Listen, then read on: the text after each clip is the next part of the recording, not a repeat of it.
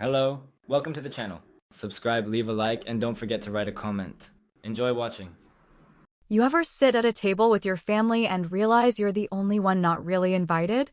That's what it felt like, sitting at my sister's birthday, watching my mom hand her a shiny gift bag like it was the goddamn Oscars. I wasn't just on the sidelines, I was a prop. A necessary body in the room so nobody would ask, "Where's Claire?" But God forbid someone ask how I'm doing. Or worse, act like I mattered. It wasn't the first time, and let's be honest, it wasn't the worst either. My sister Emily always got the sunshine. Hell, the woman practically radiates it. Blonde curls, Pinterest-perfect kids, a yoga certification she never uses, and a house with white shiplap and mason jar chandeliers, the whole damn Magnolia aesthetic. And of course, a mother who still calls her my angel like we're in a Hallmark movie that skipped over the part where she also gave birth to me. I sat near the end of the long table, holding a lukewarm flute of Prosecco, listening to Emily's friends gush about her trip to Sedona. "She so deserves it," one of them said, in that syrupy tone women use when they want to sound supportive, but end up sounding jealous. And I thought, yeah, she probably does deserve something. But not for the reasons they think. Growing up, our mother had this way of doling out love like rationed sugar, carefully measured, sweet only when she wanted something in return. When Emily scraped her knee, she got kisses and Neosporin.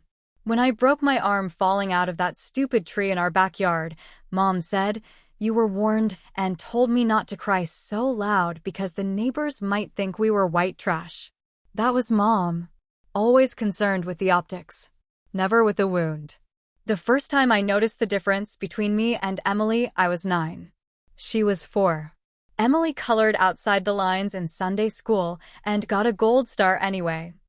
I wrote an entire poem for Easter, and my mom said it was a little dramatic. That was her favorite word for me, dramatic. I was dramatic when I cried at my hamster's funeral. Dramatic when I wanted to stay home from school after getting bullied. Dramatic when I found out my husband had been sleeping with someone else and fell apart in the driveway. Meanwhile, Emily could call Mom crying over burnt lasagna and get a bouquet of flowers delivered the next morning. By now, I've learned not to expect too much. I show up. I bring the card. I eat the cake. I offer to help with cleanup even though nobody ever says yes. I nod when someone mentions how close we all are, because correcting them would take too much energy and probably end in someone telling me to let the past go. And fine. Maybe I had let the past go mostly. But a few months ago, I found something that changed the game entirely. It was in an old email thread I stumbled on by accident while looking for a document I needed for taxes. A forwarded message from Marie, Mom, to someone I hadn't thought about in a while. It was dated back when my life was falling apart and Emily just happened to be stepping in like some Florence Nightingale in Lululemon leggings. There were only a few sentences in it, but one stood out like it was burned into the screen. "It's better if she never finds out. Emily would be a better mother anyway." Better mother. Anyway, I didn't know then what she was talking about. But I knew it was about me. About Lisa, maybe. About something I hadn't been allowed to see. I didn't want to believe it, but the moment I saw it, something cracked open in my ribs. Something old and furious. So I started digging. And what I found wasn't just proof that they had lied to me, it was proof they'd rewritten the narrative of my entire damn life. And all while smiling at me across tables like this one, like nothing had happened. Now, as I sat at Emily's birthday party, listening to my mom whisper sweet nothings and watching Emily's eyes shine like some rom-com heroine, I reached into my purse and fingered the edge of the envelope I'd prepared. It was plain, sealed, and packed with quiet devastation. The kind that doesn't scream, just opens its mouth and lets everything rot from the inside out. I wasn't going to make a scene. That would have been too easy to dismiss. Instead, I'd wait. Wait until the candles were blown out, until the frosting was smeared on plates and the coffee had been poured. And when Emily opened her mother's gift, all pretty and pastel, she'd find her moment of joy. And then she'd find mine.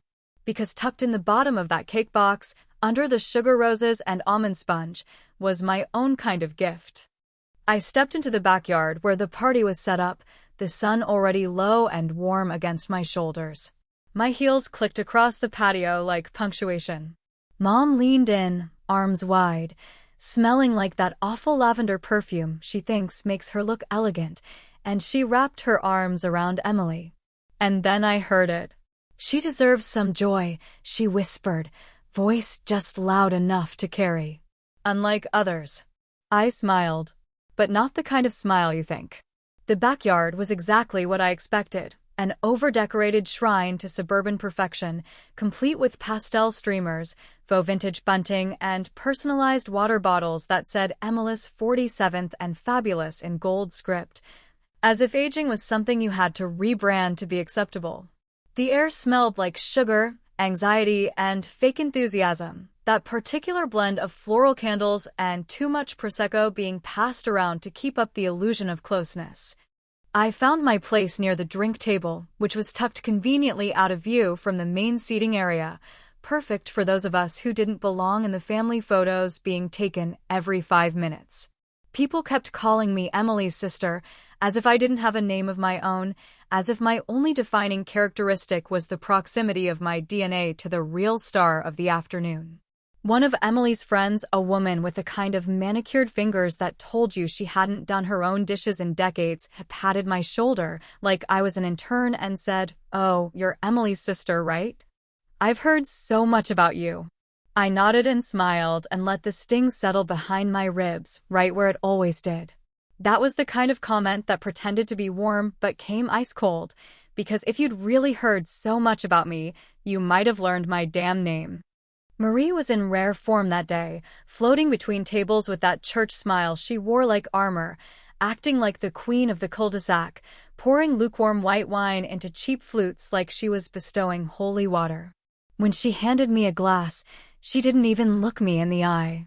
She just said, "You made it," like I was someone who almost forgot, someone who barely showed up, instead of the person who carved time out of her weekend to be here, again, for someone else's spotlight.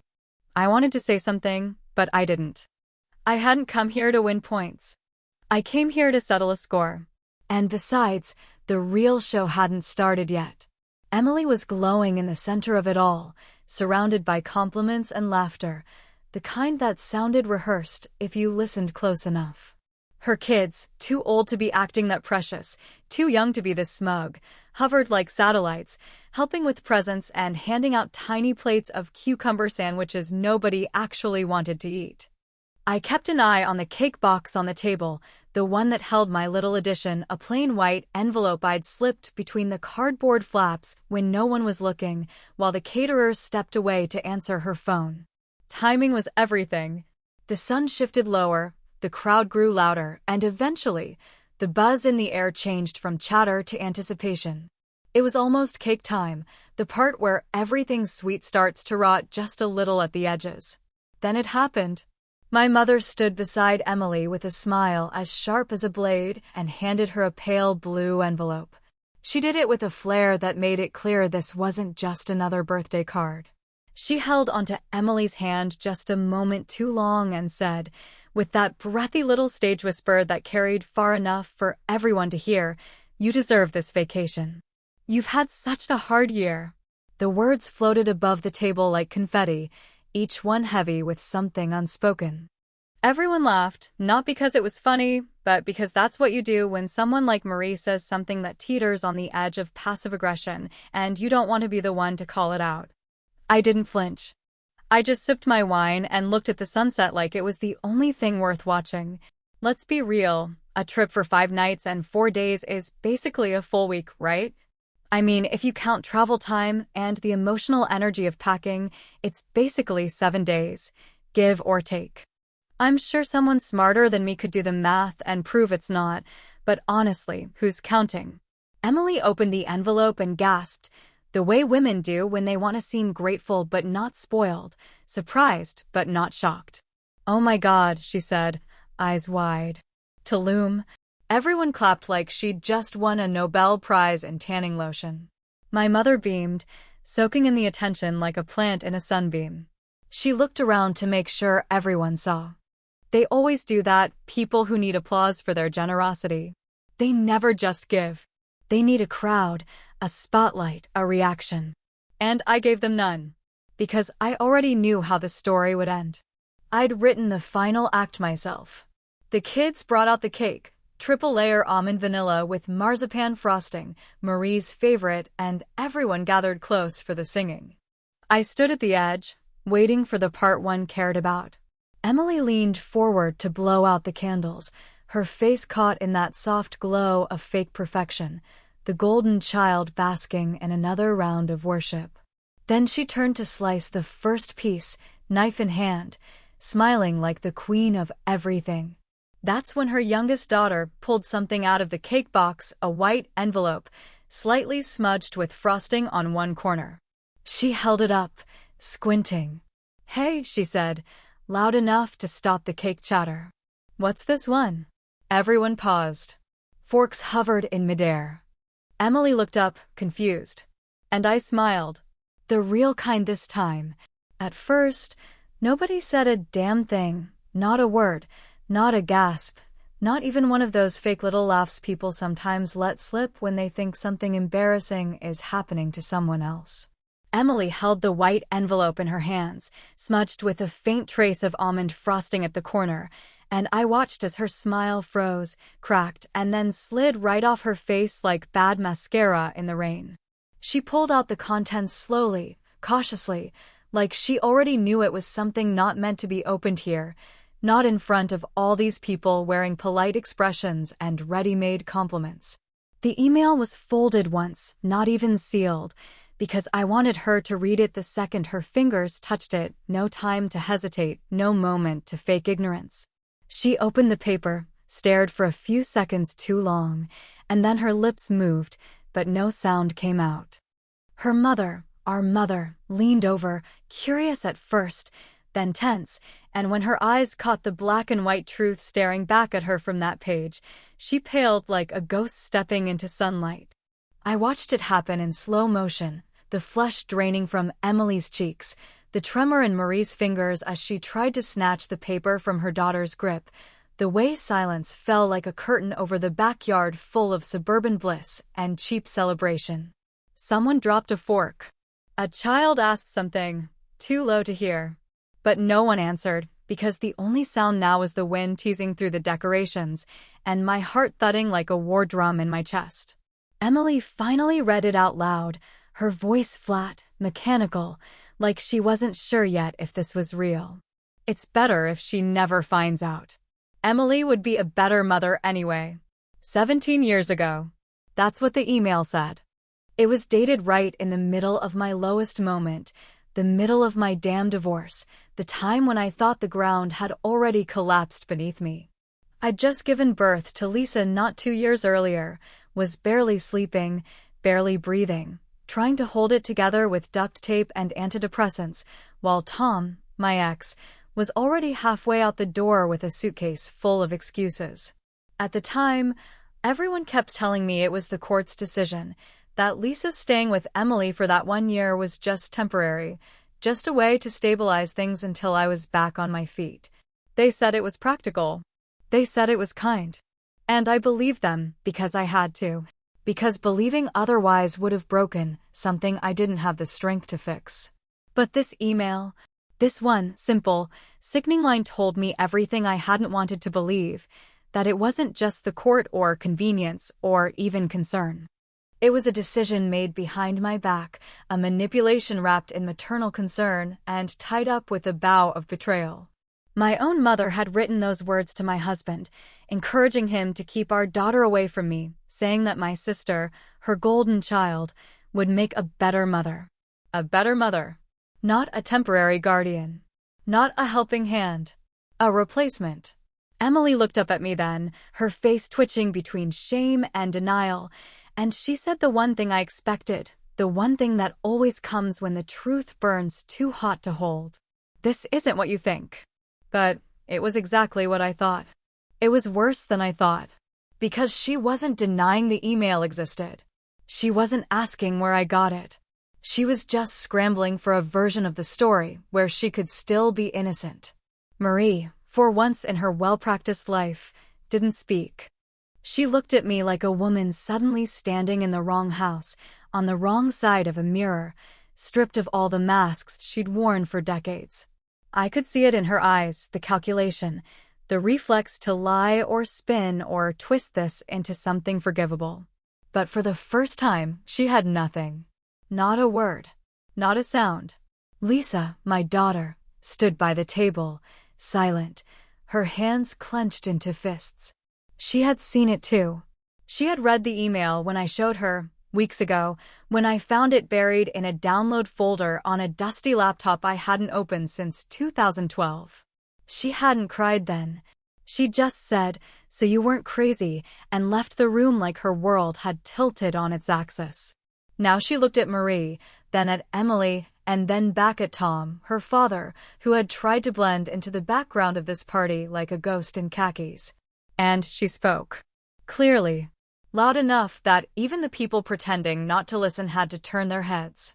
"You told him to lie to her, didn't you?" The words cut deeper than mine ever could. Marie blinked, opened her mouth, closed it again. Emily said, "Lisa, sweetheart, let's not do this here," but Lisa didn't flinch.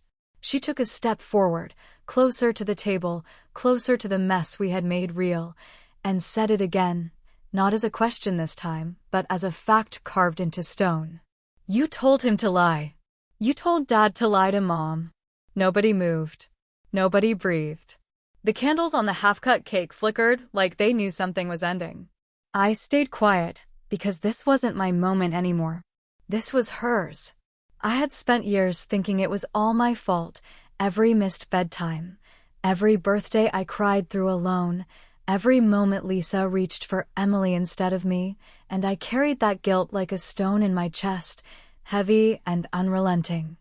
For the longest time, I believed the narrative they fed me, that I'd needed space, that the courts had made the decision, that everyone was just trying to help during what they kindly labeled a difficult time. What they didn't say, what they never said, was that it wasn't the system that failed me. It was my own family. The truth came to light on a Tuesday afternoon, one of those gray, forgettable days when you expect nothing except maybe a little quiet. Lisa had been home for the weekend, helping me clear out the attic after the ceiling leaked from the last storm, and she found it tucked away inside a dusty box labeled Taxes 2005, because irony has a wicked sense of timing. It was a small USB drive, one of those ancient black plastic ones that used to come free with bank promotions or job fair swag bags, and she plugged it into her laptop like she was opening a time capsule without any warning of what was inside. There were emails. Dozens. Most of them mundane, invoices, doctor's appointments, recipe exchanges between Marie and her yoga friends, but a few caught Lisa's attention because they had subject lines like custody and Claire's condition and timeline for transition. That's when she called me upstairs, and I still remember the look on her face when I walked in, like she had just realized something fundamental about the world was broken and had always been that way. One email stood out from the rest.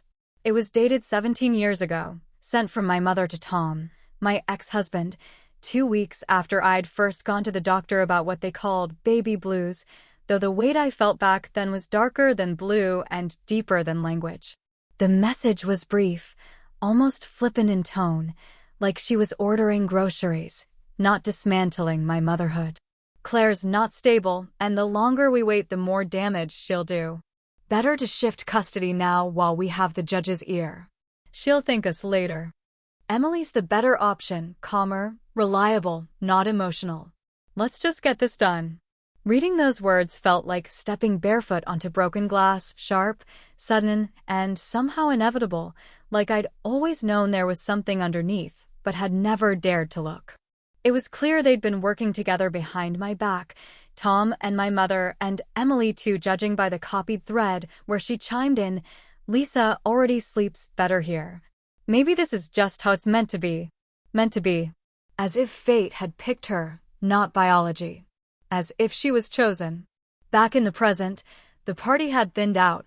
the clinking of forks and fake laughter replaced with awkward silence and the occasional shuffle of someone pretending to check their phone. The confrontation hung in the air like a storm cloud that refused to move on, and nobody knew whether to step into it or wait for someone else to go first. Emily looked at me with tear-rimmed eyes that, for the first time in a very long time, didn't hold superiority, just desperation. She said, "We were helping you," and the words hit me like a slap because they were too smooth, too rehearsed, and they came from the same place as every other excuse I'd been fed my whole life. Helping me? Helping me by keeping my child from me? Helping me by whispering to a judge that I was unstable while pretending to support me with Sunday calls and casserole dishes? Helping me by building a perfect image of themselves on the ruins of my breakdown? I lost it. "You stole my daughter," I said, my voice shaking, not from weakness, but from the sheer effort of holding everything back for too many years. "You didn't help me. You erased me.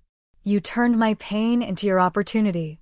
You built your whole damn identity around being the savior, while I was in therapy trying to remember how to breathe again. And you know what's worse? I blamed myself for all of it. For 17 years, I believed you."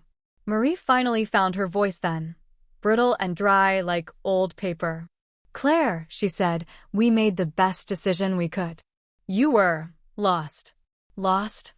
I spat the word out like it tasted foul. I wasn't lost. I was abandoned.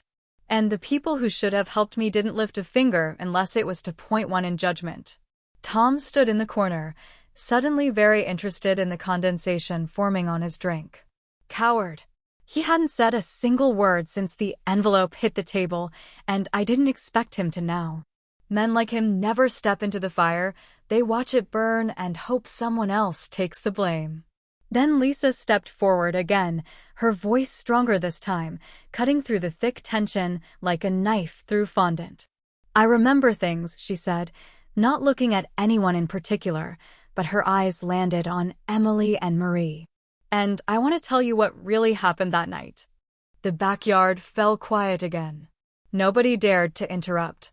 Because whatever she remembered, whatever had stayed buried in that sharp young mind of hers all this time, was about to come out. And this time, no one could pretend they hadn't heard it.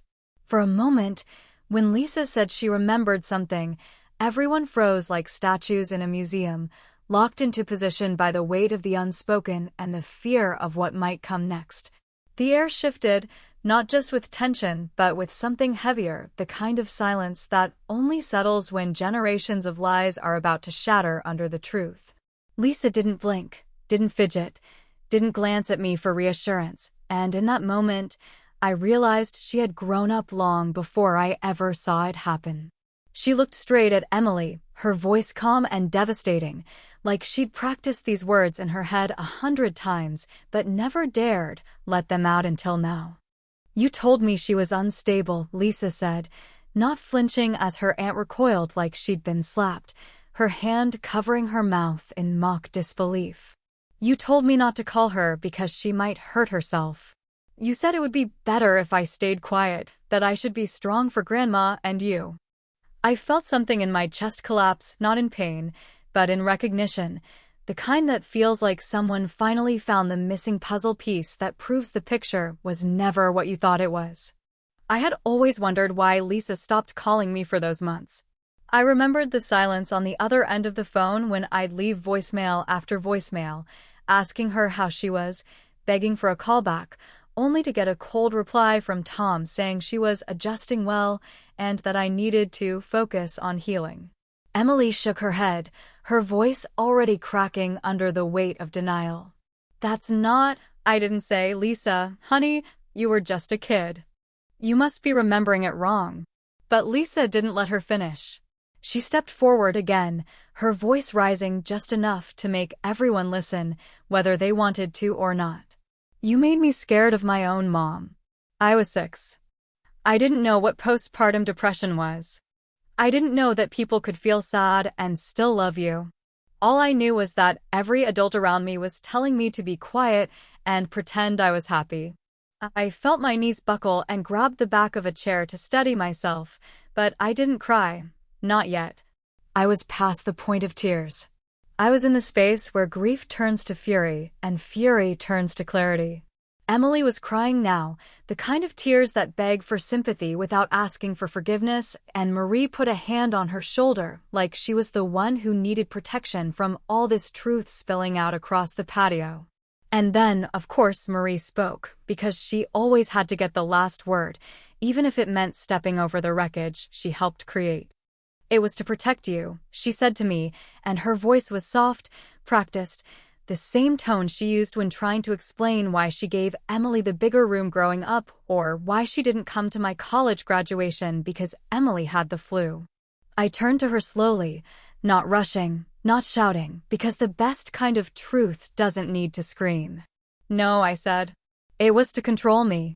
She looked stunned, but she shouldn't have been. I'd said it without malice, without venom, but also without any room for denial. Because that's what it had always been, a carefully orchestrated campaign to shape my life in a way that made everyone else more comfortable, even if it crushed me in the process. People had started to gather their things by then, slipping out quietly like guests leaving a funeral they didn't expect to attend. I didn't blame them. Nobody shows up to a birthday party thinking they'll leave questioning every truth they've ever swallowed whole. Emily ran upstairs, crying the kind of tears that sounded more like embarrassment than remorse, and no one followed her. Marie stayed behind, but her face was empty now, like a stage actress who forgot her lines after the final curtain fell. I walked over to the gift table, where the pastel blue envelope from Marie still sat unopened, full of beachy brochures and promises that now felt laughable. I picked it up, stared at it for a moment, then tore it in half without ceremony and dropped both pieces straight into the center of the untouched cake. It landed with a soft thud, frosting folding around the paper like it was swallowing the lie whole. I turned to leave, not waiting for anyone to stop me. And they didn't. Maybe for the first time in my life, they understood I wasn't the one who needed fixing. As I stepped off the patio, the sky finally beginning to fade into evening, I felt something inside me loosen, not peace, not closure, but space. Space to finally breathe without asking permission. Space to let go of the story they forced on me. I didn't want their apology. I just wanted the truth out. And maybe that was cruel. But I'd lived 52 years in a lie so perfect it sparkled. Now they get to live in the truth even if it's ugly.